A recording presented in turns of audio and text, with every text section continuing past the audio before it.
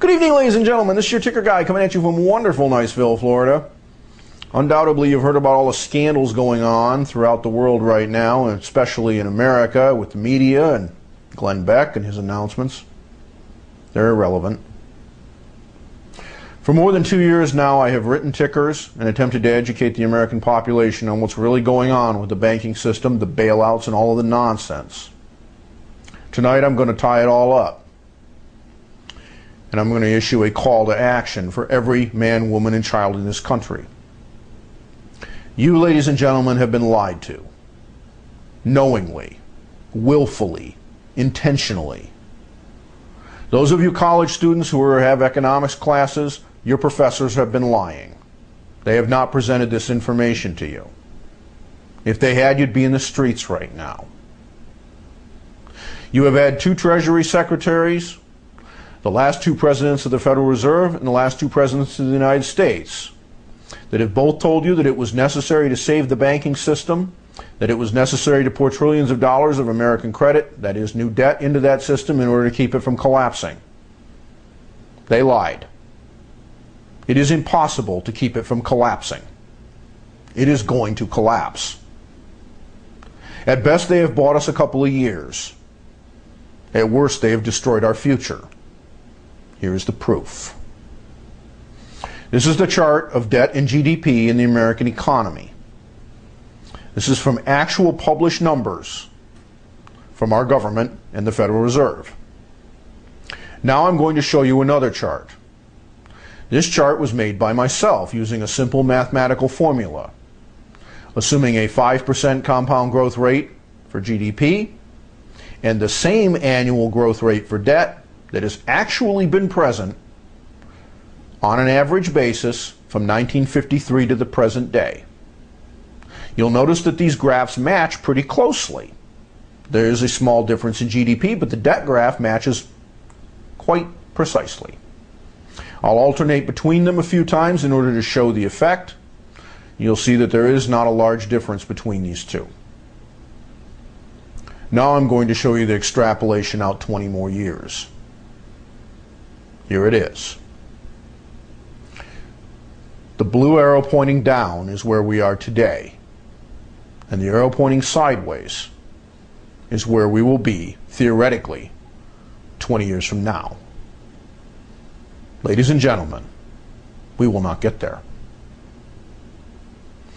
Debt will rise at such a rapid rate that there is no possibility of paying it off. We've been told that Social Security will go bankrupt in 50 or 60 years and that we have to worry about it and everyone kicks the can. We won't make it 60 years. We won't make it 20 years.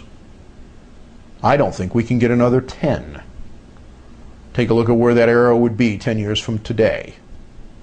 And tell me how, even if GDP rises 5% a year for the next 10 years, a goal that every economist in the United States says is impossible, we could ever pay the interest.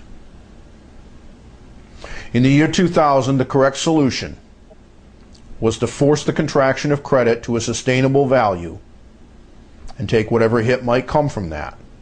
It would have been, by my figures, about 10% of GDP. A very mild depression or a very serious recession. Instead of doing the right thing, Alan Greenspan, in concert with the government, decided to loosen credit further and blow a bigger bubble. They tried to kick the can. That is why we are where we are today. We cannot do it again. The graph makes clear, ladies and gentlemen, that it's not possible to continue to do this. There is no solution other than to intentionally force the default of that debt which cannot be paid and take whatever damage comes to the gross domestic product of this country. Yes, it will be bad, horribly so. But if we do it now, it will be bad on a scale of the 1930s or 1873, and we will recover. If we put it off, we will lose our nation. This is not conjecture. This is mathematics.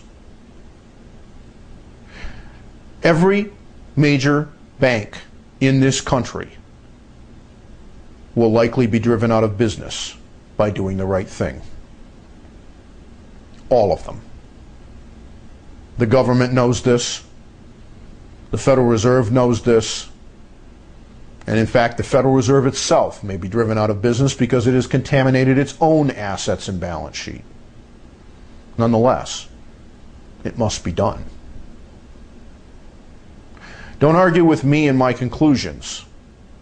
Argue with the mathematics and the charts. I wish you the best of luck.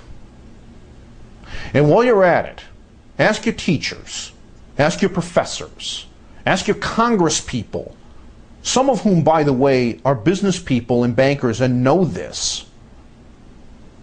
Why are they lying to you? Yes, we have a very rough road ahead of us in America, ladies and gentlemen. But we need to take that road now. Well, we can still make it down, rather than going off a cliff. The time to act in a correct fashion was in 2000, then again in 2007, then again in 2008. We cannot kick the can any longer. I'm your ticker guy, and that's my opinion.